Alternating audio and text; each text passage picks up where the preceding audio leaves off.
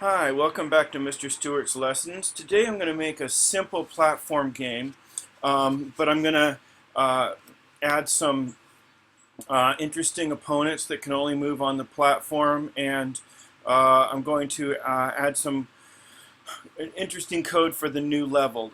Today what we want to do is just make our character jump on the platforms. You've probably seen my more advanced platform level, which is a platform demo, which is scrolling. This is not scrolling. This is just a simple platform game where just want a character to be able to jump around on platforms, and I'm going to talk about how to do that.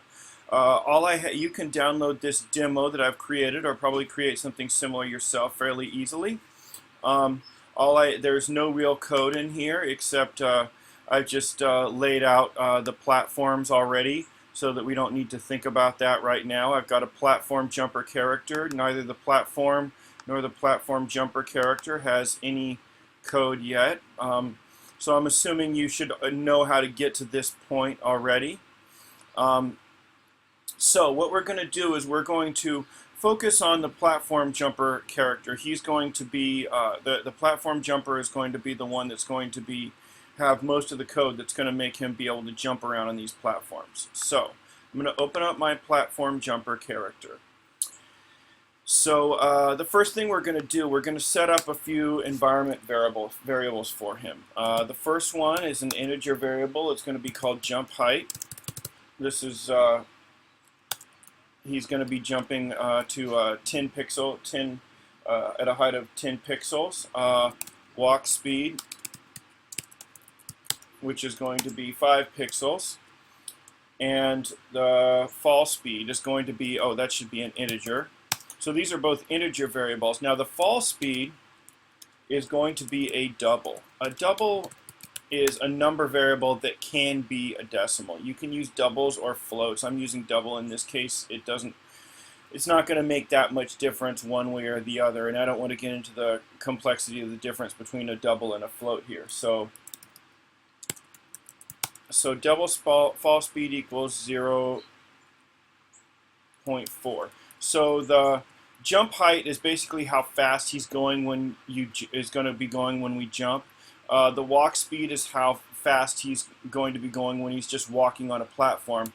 And the fall speed is going to be how fast he's going to fall when he falls. I'm just setting these up right away so that if we want to go back and change things later on, it'll be easy to do. So now we're going to have some other variables these would be things that a user might want to change real easily. Now I'm going to set some other environment variables that are not something the user would change regularly. The game's going to change. So I'm going to call them private. They're all private really, but so we're going to have private Boolean in the air.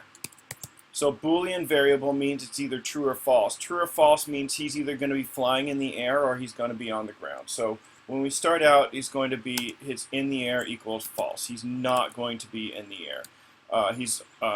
We're going to assume he's starting out on the ground, but it doesn't really matter because we'll know right away once he's falling.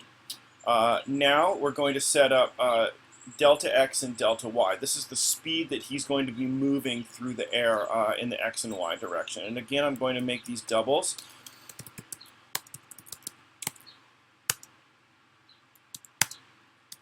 And so obviously in the beginning of the game, he's not going to be moving at all. Now, we're setting these to doubles because we want him to be able to increase in speed very slowly. At some point, we're going to have to convert these x's and y's to integers because pixels only occur in whole numbers. But we're setting them as doubles, which is a decimal value, in order to be able to let him fall at a more measured and slower speed. So now what we're going to do is, and I'll just make these private as well. There's really no reason I have to, but really good coding would suggest that we should make all of our variables private unless we have to. Actually, I'll make these private as well. if you don't make these private, your code won't break. It will work just fine. But this is good unless there's a reason that something's going to be changed outside the game. I mean, outside the class, I should just make everything private when I create it. That just means private. Just by the way, just means that other classes can't go in and see it and change it. And none of these are anything another class should need to see and change. Now, what we need to know, it's important to know how far down it is from the middle of the character to the ground, because I need to know if we're on, if we're touching the ground. So I'm going to make an integer variable called ground height. And this ground height is going to be equal to half the height of the image of the character. The best way to do this, we don't want to try and figure it out on our own. We want the computer to do it. So we're going to use getImage, which is going to get the image of the character. And then once I get the image, I can get the height of the image, right? And now we want to know the height from the middle of the character to the bottom, because it starts measuring from the middle. So we want to know, if I want to see how far off the ground is from me, I basically want to know whether my feet are right above the ground.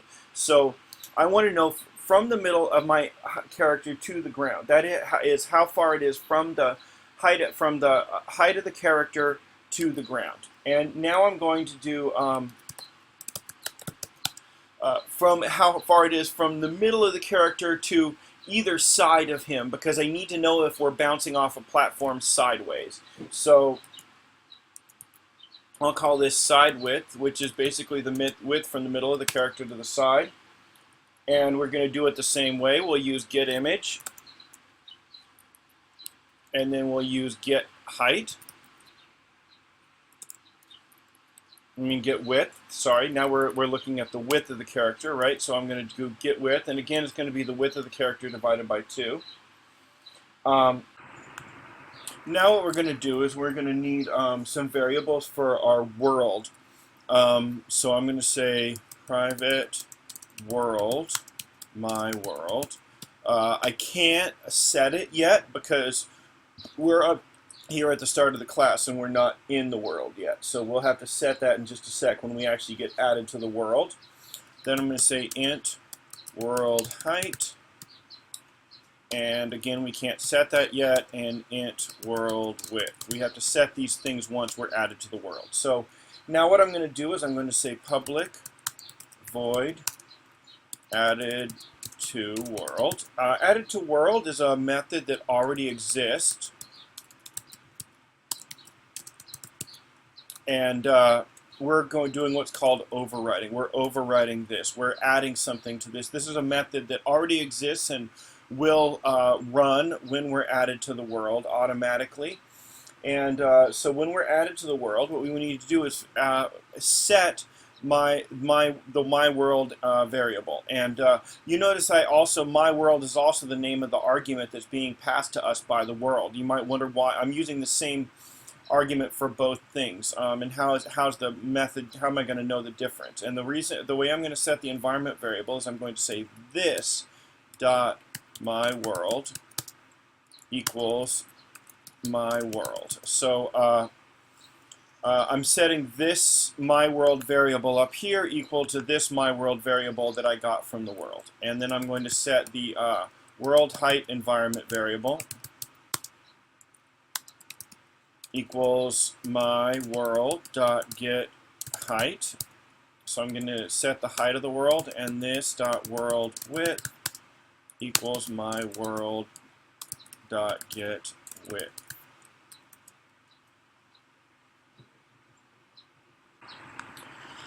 Now I'm going to set some methods down below the act method. Before we act, I'm going to create a run method. No, I'm going to make it not public, private. I'm making these methods private because they're private because it's only going to be called within the actual class. So, and we need to know which direction we're running. It's either going to be left or right. So I'm going to say if direction equals left, then we're going to set the delta x equal to the walk speed variable, which remember we set up here,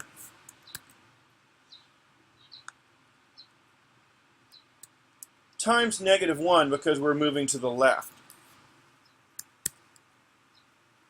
And if it's not left, it must be right. I'm going to assume that we're either going to be past left or right, since I'm doing the passing.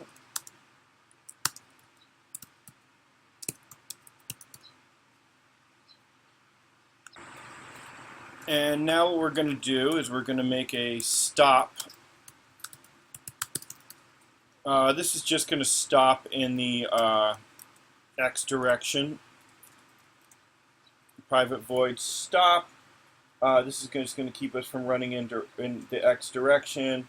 And all stops going to say is that delta x equals 0.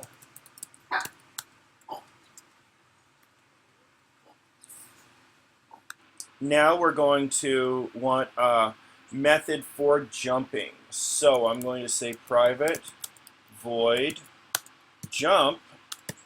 And this method is going to, so we already know what the jump height's going to be. We already set that, so we don't actually need to, set it.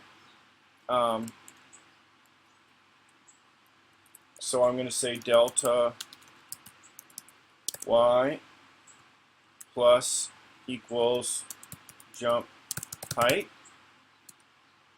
And so what that's going to do is it's going to increase my delta y variable to whatever to 10 in this case, right? If I want to jump higher, I can always go up and set the jump height to a different value. The other thing I'm going to do is I'm going to set if I jumped, then I'm going to be in the air. So I'm going to set the in the air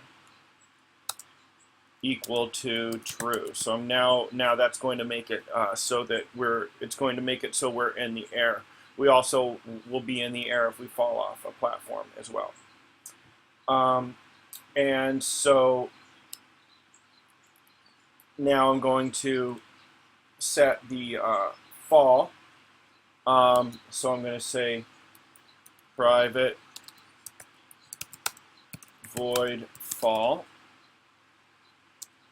Again, we know what the fall speed is, so we don't need to set this here.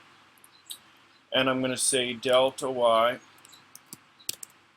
minus equals, so I'm going to reduce the delta y each turn by, minus equals fall speed. So each turn, our fall speed, our delta y is while we're in the air. Fall's only going to run while we're in the air. While we're falling each turn, our fall speed, our delta y, is going to decrease by 0.4. Again, if you wanted to fall faster for some reason, you could always go up there and change the fall speed yourself. Okay. And now I'm going to have a move method. This is a general overall move method that's going to make sure that I move through space the way I want to do. This is going to be called by the act method. So I'm going to say private void move. And so we're going to say, so what's going to happen is we're going to have our old x and we're going to have our new x, right? So we're going to have the new x is where we're going to be next turn. And where we're going to be, well, not at next turn, where we're going to be at the end of the turn. The reason we need to set that is we need to know where we're going to be at the end of the turn because we don't actually want to be end up inside of a platform. So if it looks like next turn we're going to be inside of a platform, we want to stop ourselves. So we're just going to get the most basic motion in here because a lot's going to go in this move method. But right now, what we want to do is just get the most basic motion because we're not going to be able to fit this all in one lesson. So, first thing I'm going to do is I'm going to set a new x and a new y, which is going to be basically where I'm going to be by the end of the turn, assuming I don't hit anything. So, double new x equals, and it's going to be the y coordinate. We're at the x coordinate we're at right now, plus the delta x, which is how fast we're moving. Now we're going to say double new y equals get y, which is our current y coordinate, minus the delta y, because we have to minus it because we're going because y is backwards. It doesn't go from top to bottom. It doesn't go from bottom to top. It goes from top to bottom. And now what we're going to do is we're going to set the location, and we're going to set the location and to our new x and our new y. But now is the time that we have to turn them into integers, because the location wants you can't get half a pixel. So set location, it wants to know a whole number, an integer.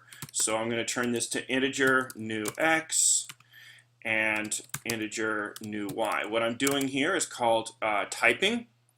Basically, by putting an int in parentheses before it, I'm saying force that number, whatever decimal it is, round it off to the nearest integer.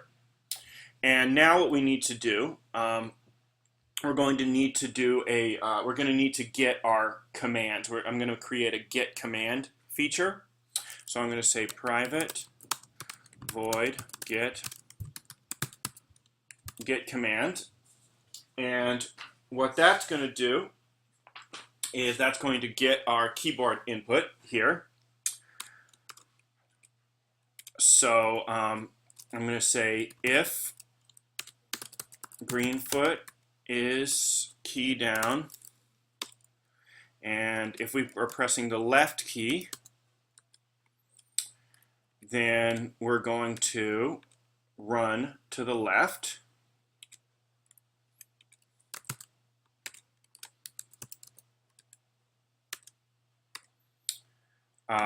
And else if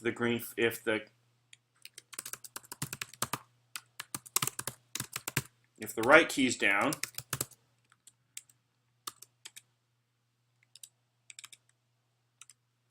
we're going to run to the right.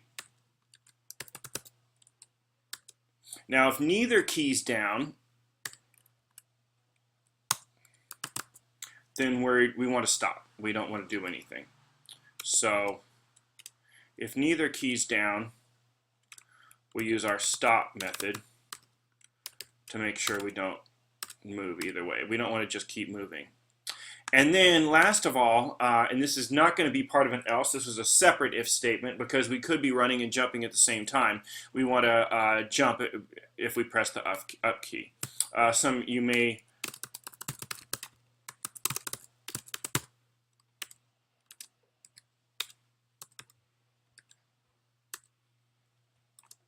and I need to remember when you do this, very tricky with the Greenfoot is key down. I always forget to add the extra parentheses. There has to be an extra parentheses after each of these. If Greenfoot is key down up, then we want to jump. And so that's going to notice here it is possible to have, say, the left key and the up key down. That means we can jump and run at the same time, which is what we'd want to do. And now let's just put this all together in the act method. Yet. So I'm going to go up to the act method. And what I'm going to do is I'm going to say if in the air is true, right? We don't need to say equals true because it's a Boolean. So it already if it's true, it's true. If it's not, then we're going to fall in the, oh, we don't need to put a fall speed because that's an environment variable.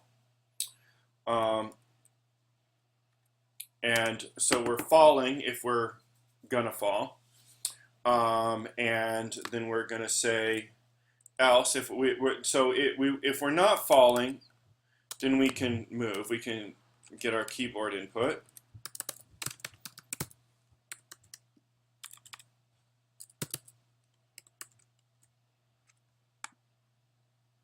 So we can get our keyboard input here. And we want to always move. Use the move command. That's going to make us do whatever we're doing. So we should have enough going on here to be able to do some basic movement.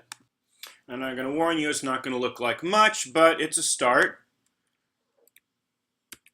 We can run and we can jump, and that's all we can do right now. Notice we don't land on the platform.